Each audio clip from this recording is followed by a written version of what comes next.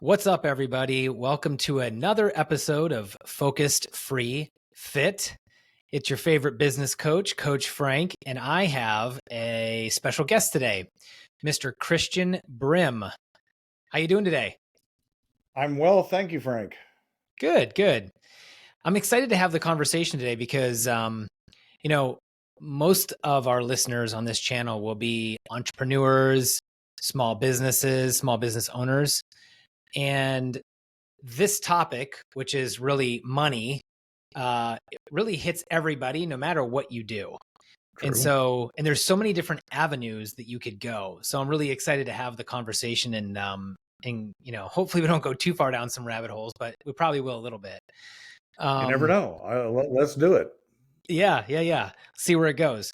Why don't we start, of course, on this podcast, we always start, and I want everybody to get to know you a little bit. So tell me about early life. Tell me about what it was like growing up, where and how that might have played a role in where you ended up or the rest of your life. Sure.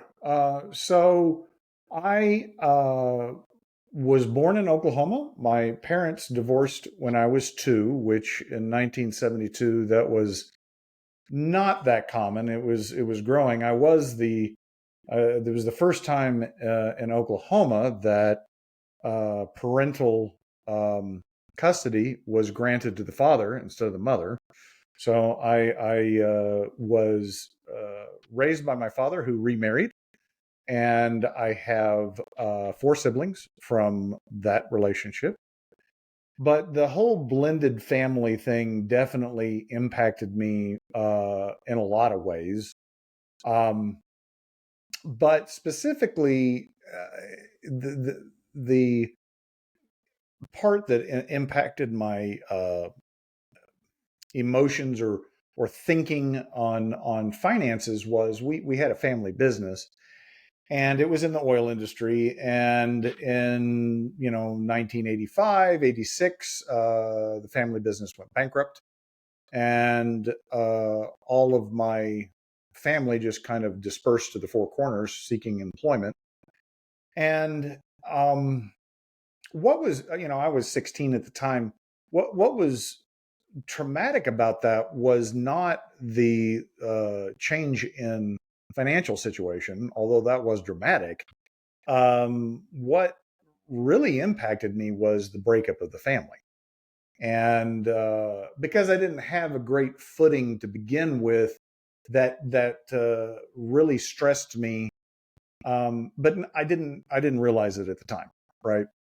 I went on to university and studied accounting, not knowing what accounting was.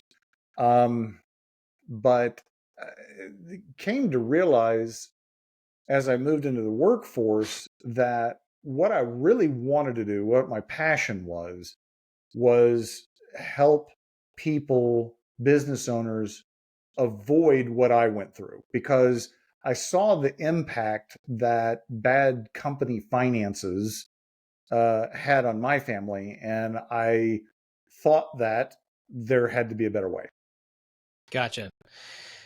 So much to unpack in everything you just said right there. That's Yeah, a whole episode right there. So yeah.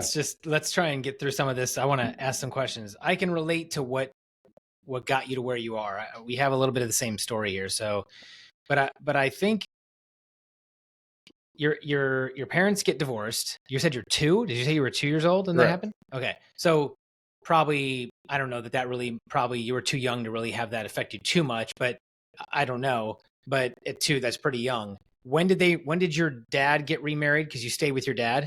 Correct. Got remarried when I was 4. Okay. So still really young. Okay. So 4, and then pretty much that was everything pretty normal from there moving forward? Yeah. My brother showed up a year later when I was 5. But I would say my childhood was very normal in that regard, except that we had a lot more money than we should have. Um, Okay. there was a lot of very flamboyant spending. Um, and, that was unusual. And then I would also spend the summers with my mother. And that was highly disruptive because during summer vacation, when everybody was swimming or playing golf or playing baseball, all of those summer activities, I didn't get to participate. So the fact that I went back and forth and it was kind of disrupted um, made it apparent to my siblings that I was different. I mean, I was older, Yeah. obviously, but I had some aspect of my life. They didn't quite understand that, but that I was different. Where was your mom at the time? So you'd go from Oklahoma to where? Well, I lived in Enid, and she lived in Oklahoma City, which is about 90 miles. Oh, okay. So not too far. Okay. I wasn't sure if it was outside the state or No, okay. Gotcha. So have you ever read the book called The Boy Crisis? it has been recommended to me, but I have not read it yet. It's a good book. It made me think about some things you mentioned, but yeah, anyway. So something to think about. So when you were younger, from 4 to 16, what was your relationship with money and how did it change after the bankruptcy when you were 16? Well, I think my attitude, and this is my attitude probably until I was about 40, um, because what I found was, even though I didn't want to repeat the behaviors that I saw in my family around money, I repeated a lot of the same mistakes. But the attitude was we that money. Well, you just make more. Like there's an endless supply. Whatever there were no conversations growing up around um, budgets or you know very rarely was I told, oh, we can't do that because we can't afford it. um it's not, I mean, I definitely was spoiled along, I mean, I lived a very privileged life. um but my attitude about money was not well defined, other than it was just there, right? Sure. um the bankruptcy, obviously the money wasn't there, but I feel like I adjusted to that fairly easily because my mother didn't have money. And so I had already been exposed to that. It wasn't like a culture shock. Sure. Um, and it kind of, for a large amount of my adult life, my attitude about money was just kind of laissez-faire. It was just kind of Not a focus. not a focus. It wasn't intentional. There was not a Sure. lot of intentionality around my money, I guess, if you'd say. I made enough for our family to be comfortable, but never that my wife felt like she was financially secure. Hmm. And you know, I didn't really start thinking about finances until after I'd had a couple of decades under my belt as a business owner, and started thinking like, I I I I saw a lot of colleagues, a lot of other entrepreneurs that had been way more successful Yeah. financially, and I started to view my business um, as a business, not as just an extension of me, Gotcha. um, and start being more intentional about my profitability. Was there but I'm just curious, was there any talk in so your family had their own business until you were 16 and then but while you were growing up in the home while they had the business, was there a lot of talk about money? Did they talk about, it sounds like you said there was no talk of budgeting, so I'm guessing no, but no talk No, of like some kids, for example, get their first bank account at a certain age, but they're never yeah, talked about how to invest and interest and credit cards, and so there was none of that. no, Okay. no. And the funny thing is, I was just having this conversation with my adult children last night. I when my kids were young, I made them play Cash Flow for Kids. Love that game. Robert Kiyosaki's game that he invented, and that was actually the first unpeeling of the onion. I read Rich Dad Poor Dad right out of college, and it really forced me to rethink my views on money. I didn't change a lot at the time, but it did introduce this idea that what I had learned may not be the truth that I think it is. Yep. Isn't that amazing? So we have a similarity there. That was a wake up call for me reading that book. Yeah, That was kind of like a punch in the face where you just wake up and you're like, what yeah, in the heck have I been doing for all this time? right. That It that didn't. It is didn't. It huge. didn't punch me into action, but it did punch me into thought. Yes. Yes. That's what I mean. Yes. Okay. So your family loses their business, you go on to school, kind of just get through the motions. And it sounds like until you were 40 or in your 40s, you were like, maybe I should rethink my relationship with money, not because it's bad, but because it could be different and maybe better. Exactly. It wasn't bad, and that was part of the problem. Okay. Was I was in a high margin business, and it never was. I didn't have to really think about profitability. You just kind of made profit unless you really were stupid. And so you what know what business are we talking about? Well, an accounting firm, right? Oh, Like okay. it's professional services. Okay. So, but it was like, really the comparison to the peers was like, wow, they're making a lot more money. Why am I not? Yeah. Gotcha. So you're an accountant, things are good. Tell me about the changes you decided to implement or that the process you went through to say, okay, I'm going to do some things differently. And what were those things? So, honestly, what happened was, and I didn't coin this phrase, but I'll use it. It was an entrepreneurial inflection point. And what happened was I got to the point where, and this was in my mid 40s, I, I I hated the business. I didn't like dealing with employees. I didn't like dealing with clients. My brother at the time was my partner, and I had brought him into the business. He was with us for probably 12 years, and um, I said, I'm going to go start a software company, which of course that's what you should do, right? I'd never, I'd never done any software. The last time I'd done coding was in like eighth grade on a TRS-80. So like, I had no business doing it, but I really didn't like what I was doing. So I left him in charge, and I went to start the software company, and it was a brutal 2 years.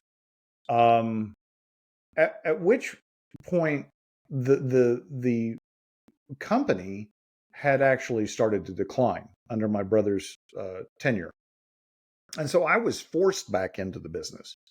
Um, and so what I did was I came back and I said, okay, I will run this business. In my mind, it was temporarily. Um, I'm going to come in and right the ship, but we've got to do things differently. Um, And the first thing that I implemented was actually not financial. It was EOS, the Entrepreneurial Operating System, Mm-hmm. which we had attempted to implement before, sell ourselves, but we actually hired a third party implementer to come in and help us implement it into the business. And that radically changed some things because from we implemented EOS 8 years ago, almost 8 years ago, and virtually nothing about the business or what I do in the business is the same. Nothing. Almost 100% turnover of people. My brother has since moved on, and I bought his shares out, and through the EOS process, although there's not really a financial component to EOS, I started to look at the business differently. And, you know, I knew that we weren't making the profit we should, but the EOS structure allowed me to make the changes to be more profitable. Okay.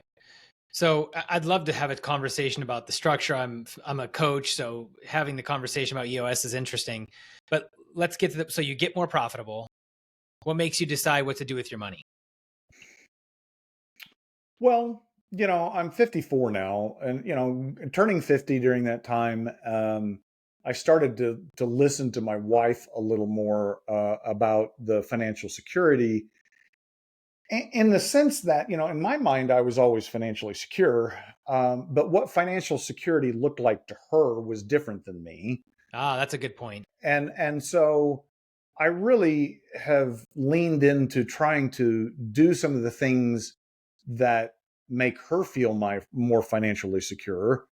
Um, and you know, I guess the I never envision, and I still don't envision myself retiring because I don't have any hobbies, and I would make both of us crazy if I retired. Um, but I'm cognizant of my age and mortality, and like um not wanting to have to work. I don't feel like I have to work now, but there's a liquidity difference, I guess, in my mind between um where I am now and where I want to be at 60. Sure. So I think that's interesting. And I think it's a journey, right? So you start to some people learn later than others, listening to the wife and taking both of the opinions. And I think in the earlier stages, you're just trying to make the money, right? And then Mm-hmm. you have some options later and you start considering some other things. Where did you choose to put money and how are you doing that? Are you doing like retirement accounts? Are you doing real estate? Are you doing gold and silver? Are you, like where did you say like, okay, maybe I should do this? Was it like investing in an index fund? What are we talking here? Yeah, all of the above. Okay. I was in that Robert Kiyosaki mindset, Hmm. in that uh, I even though I was a licensed broker, I had my Series 7 at one time, and provided financial advice to clients. I was not um, pro uh, uh, public investments. So, because in my mind, and this is, again, the Robert Kiyosaki influence, you're turning over control over the management of that money to others in return for a lesser return on your money. In other words, to put that in a different way, I thought I could do better investing my money than they could. Yep. But the reality is that I never applied that benchmark to my own company until recently, like 3 years. So, What do you so mean? You lost me there. What well, do you mean? so um, if you look at your business as a business owner, is Hmm. it giving you the return on your capital uh, Gotcha. commensurate with the risk? I Right, gotcha. Okay. right. And for most small businesses, the return on capital, if you really look at it risk adjusted, it should be somewhere around 30 to 40%, right? As opposed to investing it in the stock market and getting 10%, because there's more risk, right? And there's less liquidity and like all of these other things. So, and until I started applying that benchmark to say, okay, if I put this profit back into the business to grow it, I should be receiving a commensurate return on that investment. And that was something that was absent from the conversation for many years. Yeah, just focusing on it, you mean? Yeah, you weren't thinking about it and weren't focusing on it.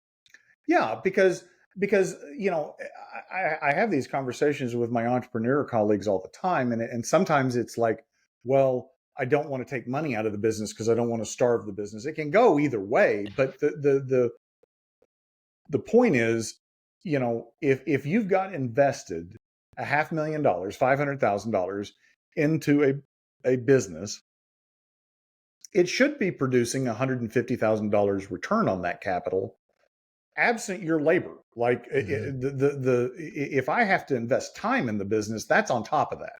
Yeah. Um, and virtually no business owners that I talk to think about their businesses in those terms.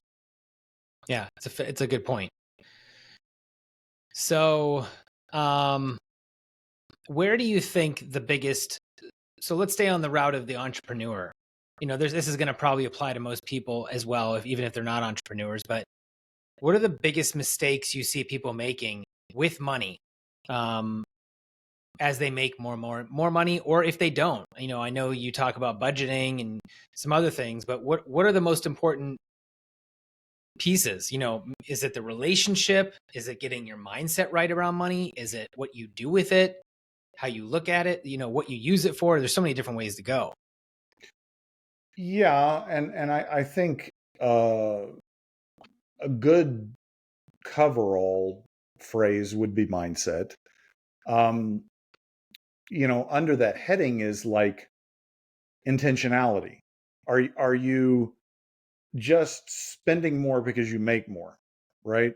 And you see that strangely, or maybe it's not so strange. You see that as much in entrepreneurs as you do wage earners, right? Mhm. It's as the money increases, the lifestyle increases, um, without any thought about like, okay, is this really what I want to do with my money? So being intentional, like having a purpose for your money.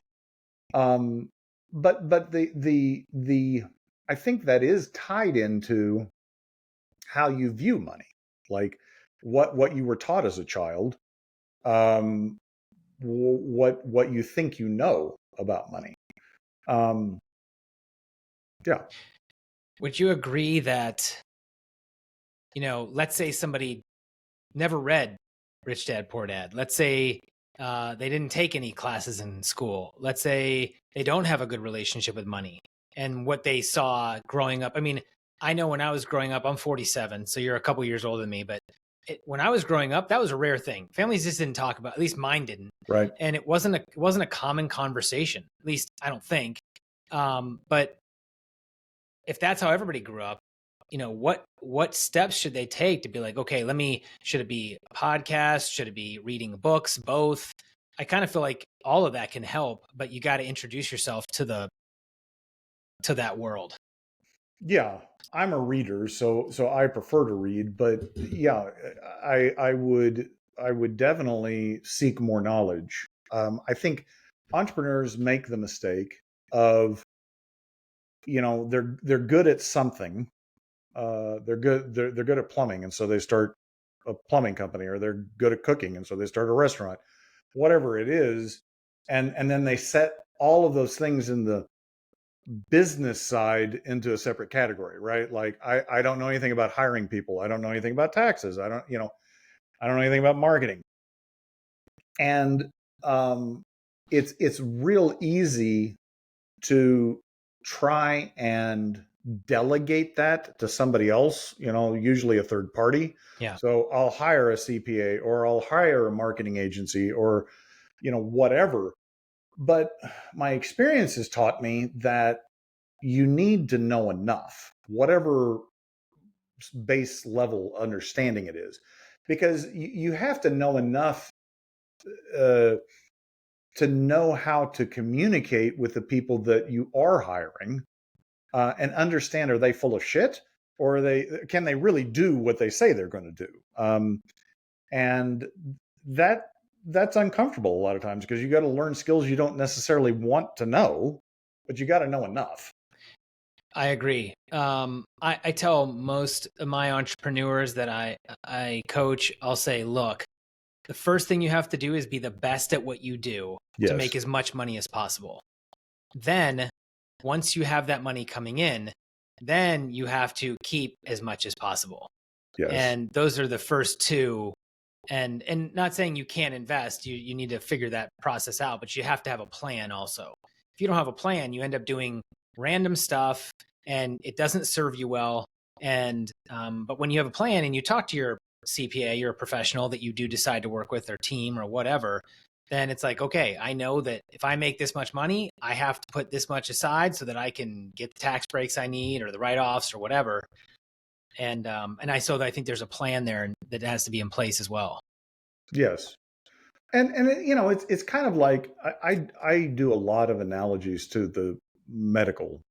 So like if you go to the doctor, um, th- even if they're a doctor you've had for a long time, they don't know you as well as you do, right? Mm-hmm. And so if you can't communicate to them in a way that they understand what's actually going on in your Yeah, life, in your body, they're going to give you incomplete diagnosis and prognosis and prescription. You know, it's like they can only deal with the knowledge that they have, and if they don't have any specific knowledge, they're just going to go with, you know, the most likely, right? So in having conversations with professionals, whether it's finance, marketing, you know, whatever, it's to me it's very critical to share your whole situation, right? Because I can tell you the tools, but I don't have any context if I don't sure. understand you. Yeah. No, I agree. Um, okay. Well, what about like, there's some people out there that are, I feel like there's so much advice with social media nowadays. It's like you can, you jump on and everybody's an expert. And so, uh, any recommendations to, you got your Dave Ramsey's, and then you got your, like Robert Kiyosaki nowadays. I mean, he's a little, well, I don't know how to explain it, but he basically is just all about his oil and his gas that he's got, and he doesn't talk about, he's a little bit off a little bit these days, but genius, no doubt, paved the way, no doubt. So it's like you got to find somebody that's like more in the middle. So, you know, I think it is about the research part, but anything that's for the beginners that are like the budgeting, the technology to help them do that, anything with the businesses, that helps people do that. Well, I think Profit First is a seminal book that any business owner should read. It's Yep. by Mike Michalowicz. Of course, my derivative, Profit First for Creatives, deals with some special situations and mindsets that show up in creative industries. Um, but the thing I like about Profit First is it doesn't require you to understand accounting. Mm. It is psychological psychology based, and it works with you as opposed to, you know, against you. And for that reason, honestly, there are a lot of accountants that don't like Profit First. You know, they have clients come to them that want to do a Profit First and they're resistant. But the reality is that the modern accounting system is designed for compliance and reporting. It's not meant for business owners. And so Profit First kind of bridges that gap to allow business owners to get a grasp on their finances without having to understand accounting. Mm-hmm. There's some good books by a guy named, do you know who Greg Crabtree is? Oh yeah, He wrote, Greg and I. He was going to review my book for me, but he didn't want any confusion between his brand and Mike's brand. But um, one of the books I do recommend is Simple Numbers 2.0. I never read Simple Numbers, but I told Greg, I said, I get what you're saying. It is simple, but you really should retitle the book because it's not simple. I mean, like that's a dense book, right? Yeah. That's not even the book I was thinking of. I was thinking of there. It's called Big Profits, something, something. Oh, There's like two. There's like Profit and then Big Profits. It's 2.0 I or haven't. something, but they're Yeah, good. They're good. but his is a very solid foundation. It's just more complex than Profit First for sure. Yeah. Because I mean, Mike Michalowicz is not a CPA. He didn't come with that background. Greg is, although he tells everybody he's just a chicken farmer from Alabama. But whatever. Yeah, that's funny. How about owning versus renting? A lot of conversations about owning versus renting these days. Thoughts on that? Well, it is. I don't know if you're talking about personal residence versus like the business question. I Personal residence is mostly where I was Yeah. meaning to go. So there are times, and I think we might be in one now, where renting does make more economic sense than owning. But over the long term, I don't think it makes sense to pay for something that you permanently need, right? You're always going to need a place to live. Mm-hmm. Um, but I think a lot of people get hung up on the psychology of home, and it's real hard to get a um, what's the word? Objective perspective on it. Mm-hmm. Like if you lost your home to foreclosure when you were growing up, and that was a traumatic event, you're like, I've got to have a home and it's got to be paid for, right? But that might not be the best financial move to make, for Yeah. instance. Um, but in general, I would say owning. Although I will point out, Robert Kiyosaki does, and that was the first That's one the where I was like, I know where you're huh, going. I Yeah, have I know. right because he said, well, you've probably been taught that your home is your largest asset, and Yeah. and it's actually a liability. And I'm like, huh, he's actually right. Like Yep. strictly from an accounting standpoint, he's wrong, but but from his definition of what is an asset and what is a liability, he's right. Mm-hmm. Yeah, it's an interesting way to look at it. And I think it depends on the stage of your life and that kind of thing. And but there's also some truth to having equity sit in your home and does nothing. It just Absolutely. sits. So I think there's an arbitrage play there, maybe with lots of equity, but you got to be careful. The problem is most people aren't disciplined enough to not mess it up, and that's I think Or part of the problem. objective enough to really think about it unemotionally. Yeah. And frankly, I think that is, as far as a financial professional that's giving investment advice, um, I think that's the key thing that a good investment advisor does, or a financial advisor does, is they help you clarify your goals and deal with the emotion around it, because it's way too easy to get caught up in your own head and make decisions emotionally. Mm-hmm. And that doesn't matter how much money you have. Like, you could have a lot of money, but you're afraid to lose it. And so your emotions get into play, and it's hard to be objective. And that's what I think a good advisor does, is has that deep understanding of you as a person, what you want to achieve, what you fear, and helps you manage that and not make emotional knee-jerk reactions. Yeah, I agree. I agree. So I want to talk a little bit more. Anything else on the money front? Because I want to talk a little bit about the implementation in your business and EOS and that kind of stuff. No, Okay. nothing pressing. Um, so tell me why you said something that I thought was interesting earlier. You said we tried it once before, and then we got an implementer, and you had success. I'm a business coach, and am familiar with EOS and other forms of processes and systems, frameworks, if you will. Explain to me why you didn't have success the first time. And was it the accountability? Was it just helping you like stay on track? What was it about the second time, and what was the eye-opening experience the second time? Um, the reason why it was unsuccessful when we self-implemented was twofold.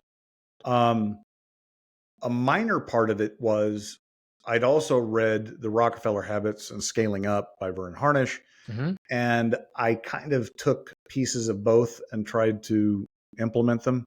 Okay. And so part of it was, I mean, I think I could do that now with the experience that I have, but I didn't have enough experience to be playing with it, right? Mm-hmm. You know, you don't know what you don't know, and I was creating a Frankenstein monster that I didn't really understand how it worked. Um, but the most pervasive reason that we did not succeed was a lack of trust in the organization. And I didn't realize that until about 2 years after we'd implemented it the second time. Because I started looking backwards and I'm like, why didn't this work the first time? And there was a mutual distrust between me and my employees, including my brother. And the way that looked was I didn't trust that they would do what they said they would do. And they didn't trust me that I wasn't going to come in and try and fix it anyway or be off on another tangent. That's something I tell all the people that I coach, all the entrepreneurs. Then one of the top reasons why businesses fail is because the leader changes the direction or the framework they're using every other week. And they Yes. don't stay committed to a process and a framework. And that's one of the number one reasons businesses fail. Well, yeah, and you know, the truth was they were right because after 6 months I abandoned it. Yeah. Let me tell you about this new great system and book that just Right. came out. Let's try Right. this. Yeah. Right. Yeah. Okay. So it was really just, staying on task and committing. And it sounds like the commitment level to just, okay, we're going this route, come hell or high water. We're going to try this process and we're going to give it a fair shot. And that's why I hired an implementer because I realized even though I didn't understand why it hadn't worked, that I at some level I understood that I couldn't do it myself. Mm-hmm. Like the business had grown to the limit of my capacity. Yep. Um, and that's that entrepreneurial inflection point. And Mm-hmm. you have several as you go on that journey, but it's all the same thing. It's gotten beyond you, Yes. and at that point, you can either delegate it or you can grow yourself and learn new skills. Or I Yeah. guess you could sell the business, but you know, as long as you're the head of it, um, it's capped with you. Well, that's exactly right. There's only so big you can get if you don't grow operationally, right? Correct. So, you need certain. I always tell my clients there's three pieces that they need to focus on to grow their businesses and succeed, and that's automation, elimination, or delegation. And if they can't master those, it's going to be pain at some point. I use that phrase frequently in our organization. Yeah. What can we I use eliminate. So what can we uh, automate, delegate, or eliminate? Yeah. Yeah. Yeah. So true. Um, so implementing an actual framework, like, was there big results? Was it like, wow, we went from this to this in revenue, or what did that look like? And No, actually, and this was a very painful part of the process. We had to shrink. okay. We, like a lot of professional services firms, were trying to do too many different things. Mm, And so there were lines of business that we had to get rid of, clients we had to fire. Um, and as an entrepreneur, to go backwards sucks. I mean, yes, it it does. was emotionally very difficult to do. Um, you know, from a financial standpoint, we are just now, and I tracked this, and it was like a 10-year journey. We're just now getting past the gross profit margin that we had 10 years ago. And in a lot of ways, that's still difficult for me to deal with. Like, Yeah. but the reality is that the business is completely different. It has a trajectory to grow that gross profit now, whereas before it didn't. And my time in the business is less than half than it was. And probably most importantly, my frustration level is gone. Like sure, I have frustrations, but that like, I don't want to do this anymore. I'm going to go start a software company. That's completely gone. Yeah. So what would you tell somebody that's struggling right now? They're just starting the business. It's chaotic. They're, maybe the market's changed a little bit and they're like, oh my gosh, what the heck do I do now? I mean, we've gone through a really horrific period for a lot of small businesses, meaning COVID. Like, we Sure. wiped out massive amounts of small businesses. It was an execution. Mm-hmm. So let's say there's people out there and they're listening and they just started, or they're in the middle and it's just really tough. What would you say to them, to help them right now? Well, I think the only real advice I could give is to focus on yourself and growing yourself. Because at the end of the day, that's the only thing you have absolute control over. There's a great article by Daniel Marcos, and he is a scaling up advisor and coach, and he's written a lot. But there's an article he wrote called "Grow Yourself to Grow Your Company," and it goes through the different stages of business, and it kind of identifies what the business needs from you at each stage of growth, and like what you have to become at that next level. It's interesting. For the company. Gotcha. It starts with delegating, but I think that's the true inflection point that most entrepreneurs get stuck at, is they don't really delegate. They think they delegate, but they don't. They delegate the task and the responsibility, maybe, but they don't delegate the authority.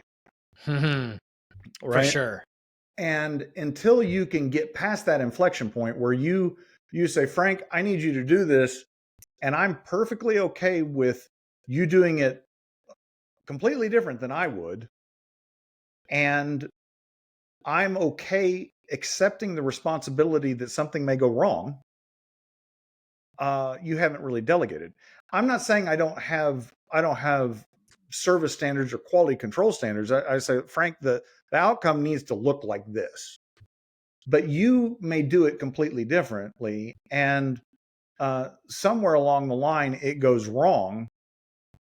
And my reaction is not, well, that's not the way I would have done it. And to think in my own head, well, if I had done it, it would have been okay. Like, we wouldn't have had that problem. Yeah. Well, that's bullshit, because you make mistakes. I make mistakes. I might not have made a mistake in that instance, but I'm not going to do everything perfectly. And Frank's not going to do everything perfectly. Until I'm comfortable with that, I'm stuck.